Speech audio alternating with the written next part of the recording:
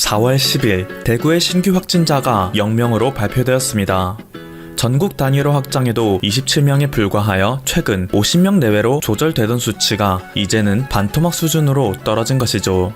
또한 대구경북과학기술원 디지스트에서는 기존 6시간이 걸리던 검사를 20분으로 줄이고 단가 또한 5천만원에서 100만원으로 줄이는 혁신적인 진단시약을 개발했다고 발표했습니다. 그리고 한국기초과학연구원 RNA 연구단에서는 바이러스의 고해상도 유전자 지도를 완성하여 세계적인 권위를 지닌 생물학 분야 학술지 셀에 지난 9일 발표하였습니다. 이 지도는 바이러스의 생활사를 보여주고 있는데요. 기존에는 유전체의 위치를 대략적으로 예측하는 수준에 머물렀다면 이제는 여태까지 알려지지 않았던 수십 종의 RNA와 그것들의 변형까지 찾아낼 수 있게 되어 앞으로의 진단시약 개선과 치료 전략 개발에도 큰 도움을 줄 수 있을 것으로 전망됩니다. 한 달이 넘는 기간 동안 대한민국은 전 세계 최고 수준의 위기 대응력을 보여주고 있습니다. 독일에서 가장 권위 있는 시사주간지 슈피겔에서는 미국의 뉴욕과 한국의 서울을 대놓고 비교하기까지 했는데요. 기사에서는 유령 도시가 되어버린 뉴욕의 참상을 비춰주다가 온 나라를 테스트하다 라는 문구와 함께 한국의 대처 상황을 전격적으로 다루고 있습니다. 미국이 몇 주간의 귀중한 골든타임을 방심하여 놓치는 동안 적극적인 검사로 대응한 한국은 현재 판정자의 증가세가 잠잠해지는 추세에 접어들고 있다고 말하죠. 이 기사를 접한 네티즌들은 한국이 세계의 다른 국가들과 차별점을 갖게 된 가장 큰 원인은 한국은 중국과 일본을 믿으면 안 된다는 것을 누구보다 잘 알기 때문이라고 말하기도 합니다. 한국은 중국, 일본, WHO 그 무엇도 믿지 않고 오직 자신의 방역 능력만 믿음으로써 현재의 통제 수준을 이끌어낼 수 있었다 라고 하죠.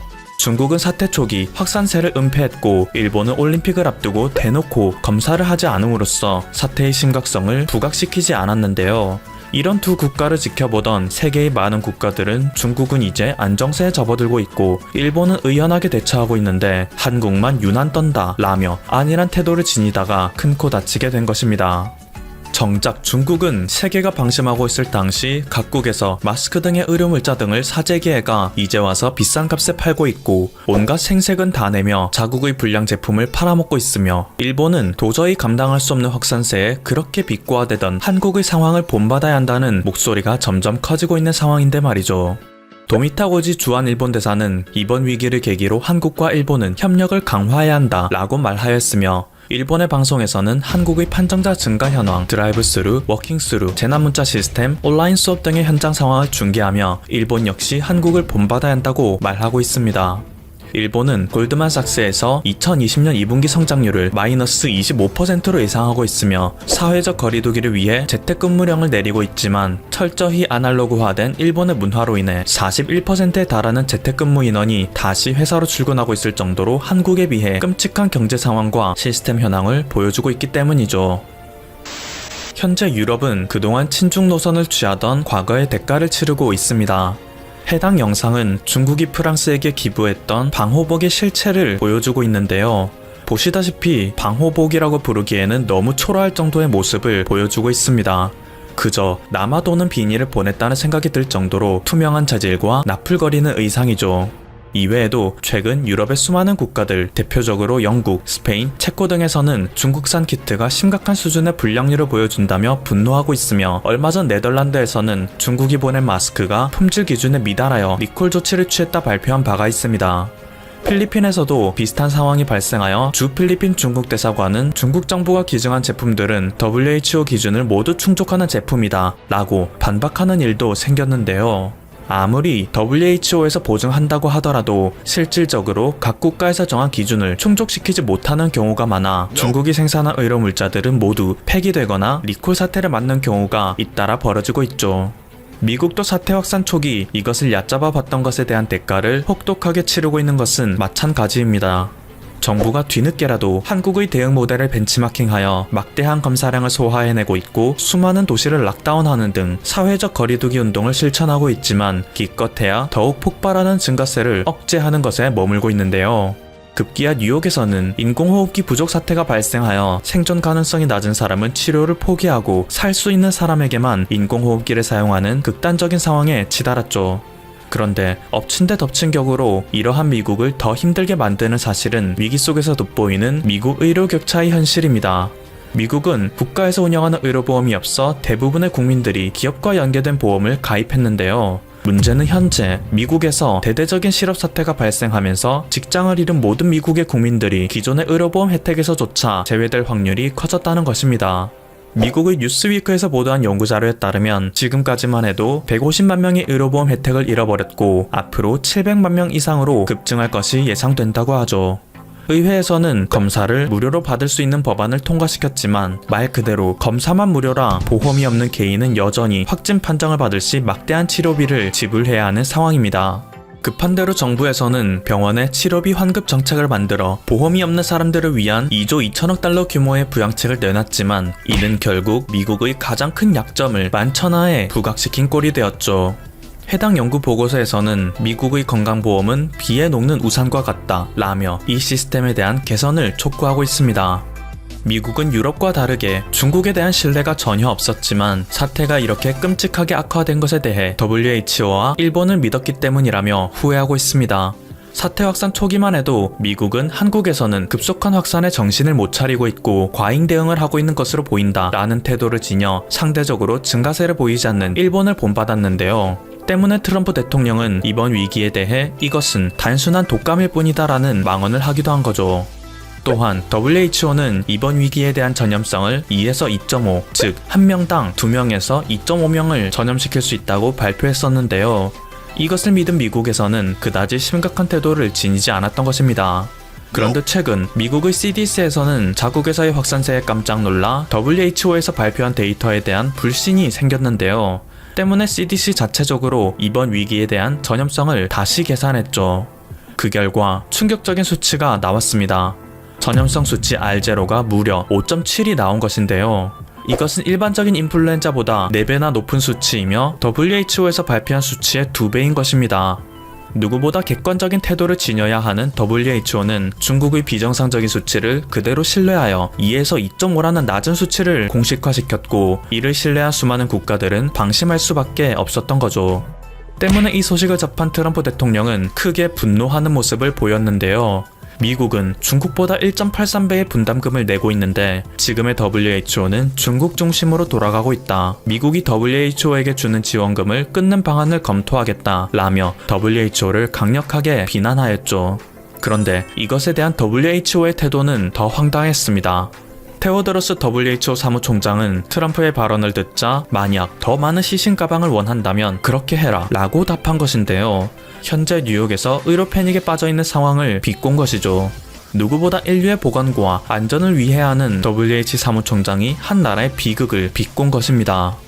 이에 전 세계의 네티즌들은 분노하며 그 자리에 있을 자격이 없다는 비난을 쏟아붓고 있습니다. 그러면서 그가 어떻게 WHO 사무총장의 자리에 오를 수 있었는지 과거가 파헤쳐지고 있는데요.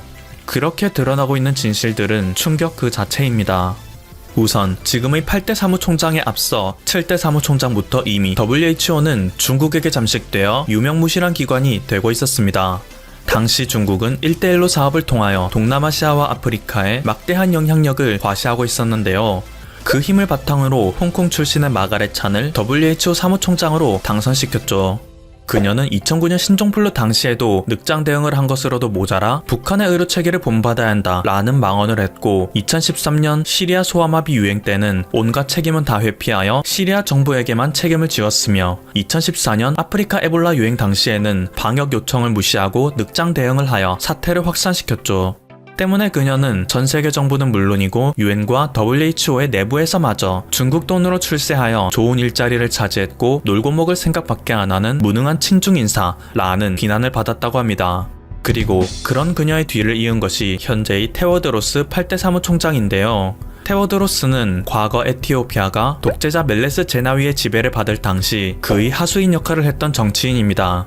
2008년 에티오피아에서 콜레라가 유행했을 당시 해외로부터 무수한 지원금을 받았음에도 그것을 고의적으로 방역에 사용하지 않아 수많은 국민들의 희생을 낳았으며 이런 방식으로 횡령한 국제기금을 환불하라는 해외에서의 요청에도 무시로 일관했죠. 그리고 독재자 멜레스가 병으로 사망하여 그 뒤를 이었던 독재자 데살린이 중국의 시진핑과 친하게 지내면서 테오드로스 역시 시진핑과 급격히 가까워졌는데요. 이때의 친분을 바탕으로 그는 WHO 사무총장의 자리에도 오를 수 있었던 거죠. 이렇게 7, 8대가 연속으로 친중 노선과 부패에 빠져들어 현재의 WHO는 그 역할도 제대로 하지 못하는 유명무실한 국제기구가 된 것입니다. 과거 6대 총장이었던 한국인 이종욱 총장님께서 이끌던 WHO와는 너무나도 달라진 것인데요. 이종욱 총장님은 한국에서 한센병 환자들의 치료를 위해 힘쓰다가 이에 감동받은 WHO에서 사무총장으로 추대하였고 임기 내내 아시아의 슈바이처라고 불릴 정도로 헌신적인 의료인의 모습을 보였습니다. 그는 취임 연설 당시 우리는 옳은 일을 해야 합니다. 올바른 장소에서 해야 하며 올바른 방법으로 해야 합니다. 라는 당연한 말로 수많은 사람들을 감동시켰으며 전 세계에 에이즈 치료제 300만 명분을 보급하기 위해 그의 모든 힘을 쏟아부었죠. 또한 소아마비와의 전쟁을 선포하여 단 1년 만에 전 세계 소아마비 발생률을 10만 명당 1명 이하, 즉 0.01% 이하로 떨어뜨리는 기적을 보이기도 했는데요. 이러한 그를 향해 미국의 한 잡지에서는 백신의 황제라고 찬양하기도 했습니다. 타임지에서는 세계에서 가장 영향력 있는 백인에 그의 이름을 올릴 정도로 그는 막대한 영향력을 지녔었는데, 그럼에도 불구하고 그는 어딘가로 출장을 갈 때에도 우리가 쓰는 돈에는 가난한 나라의 분담금도 있다. 그 돈으로 호강할 수는 없다. 라며 비행기에서도 이코노미 클래스만을 고집할 정도로 자신의 본분에만 충실하는 의료인으로 역사에 남았죠. 질병관리청의 초대 청장은 모두의 예상대로였습니다. 지난 11일 문재인 대통령은 충북 청주의 질병관리청을 직접 찾아 정은경 초대 질병관리청장에게 임명장을 수여했습니다. 차관급 인사에게 문 대통령이 임명장을 친수하는 것은 이번이 세 번째입니다. 그리고 근무연장을 찾아 수여한 것은 처음이죠. 통상 차관급은 국무총리가 전수하는 것이 일반적입니다. 정은경 청장은 지난 14일 충북 오송 보건의료행정타운 후생관에서 질병관리청 승격을 기념하는 개청기념식을 열었습니다. 그리고 연내 코로나19 치료제 확보, 내년까지 국산 백신 확보라는 목표를 밝혔습니다. 정 청장은 이날 기념식에서 엄중한 시기에 질병관리청 초대 청장을 맡게 돼 무거운 사명감을 느낍니다. 국민의 신뢰와 기대에 부응해 코로나 극복을 최우선 과제로 추진하겠습니다라고 말했습니다. 그리고 직원들을 향해서는 용기를 북돋아주는 이야기를 했습니다. 아직 우리는 태풍이 부는 바다 한가운데에 있습니다. 질병관리청이라는 새로운 배의 선장이자 또 한 명의 선원으로서 저는 여러분 모두와 함께 끝까지 이 항해를 마치는 동료가 되겠습니다. 보건복지부의 장관도 축사를 통해서 질병관리청의 의미를 이야기했습니다. 질병관리청은 이번 위기 상황에서 최선을 다했고 그 노력을 인정받아 오늘 새롭게 거듭났습니다. 더 강화된 전문성과 역량을 바탕으로 코로나 상황을 슬기롭게 극복하고 국가적 방역 대응 체계를 갖추기를 바랍니다. 질병관리청은 보건복지부 산하기관인 질병관리본부에서 독립기관인 청으로 승격한 것입니다. 따라서 이제는 보건복지부 산하기관이 아닙니다. 이날 기념식은 사회적 거리두기 2단계에 따라 참석 인원과 규모를 줄여 간소하게 진행되었습니다. 그런데 한 현직 의사가 이와 관련해서 올린 글이 엄청난 논란을 빚고 있습니다. 자신을 정신건강의학과 의원에서 근무한다고 소개한 의사는 지난 12일 페이스북에 이렇게 말했습니다. 가재는 개편이라고 의사는 비난을 잘 안 하는데 정은경이 한 게 현황 브리핑밖에 더 있어? 중국발 입국을 막았어? 마스크 중국 수출을 막았어? 여행 상품권을 막았어? 임시 공휴일을 막았어? 결론적으로 그는 문재인 정부가 정은경 청장의 활약을 지켜세우는 게 적절하지 않다는 식으로 말했습니다. 브리핑한 것 가지고 K방역 영웅이라는 말은 민망하다. 코로나 기간에 집단 파업을 해놓고서는 할 얘기일까요? 보여지는 게 전부가 아닙니다. 브리핑을 하는 건 정 본부장이 국민들의 알 권리를 위해서 하는 아주 작은 업무입니다. 현재의 상황을 일일이 컨트롤하는 게 얼마나 엄청난 일인지 모르나 봅니다. 그리고 만약 모든 걸 다 막았다면 경제가 파탄 났다면서 난리를 쳤을 겁니다. 결국 이렇게 해도 트집, 저렇게 해도 트집을 잡죠. 의사의 지적은 여기서 끝이 아니었습니다. 머리 염색 안 한 거 가지고 K방역 영웅이라고 하기에는 민망하다. 코로나 검사율도 인구 대비 세계 100번째 안에도 못 든다. 정 청장의 하얗게 탈색되어버린 머리도 문제를 삼았습니다. 거기다 문재인 대통령이 질병관리본부를 찾아 정 청장에게 직접 임명장을 수여한 것도 문제 삼았습니다. 질본이 모범을 보여야지 국민들에게는 물리적 거리두기를 하라면서 모여서 임명식을 하면 되겠느냐? 우리나라의 전수조사는 세계 최고 수준입니다. 그리고 관련자들을 하나하나 다 추적 조사하고 있죠. 거기다 정은경 본부장이 없었다면 국민들이 안심하고 생활할 수도 없었을 겁니다. 문 대통령이 직접 찾은 것도 상징적인 의미가 있습니다. 대부분의 네티즌들은 그냥 무시하자는 반응을 보였습니다. 어차피 진영의 논리일 뿐이니까요. 정은경 청장이 뭘 하든 그냥 미워 보일 뿐이겠죠? 현 코로나 상황이 끝나기를 진정으로 바라는지도 의문입니다. 저런 소리를 하는 사람은 혼자 실컷 떠들게 내버려 둬라. 그냥 무시하는 게 답이다. 의사들 너희 왜 이러는 거냐? 너희들은 국민 목숨 쥐고 시위밖에 더 했어?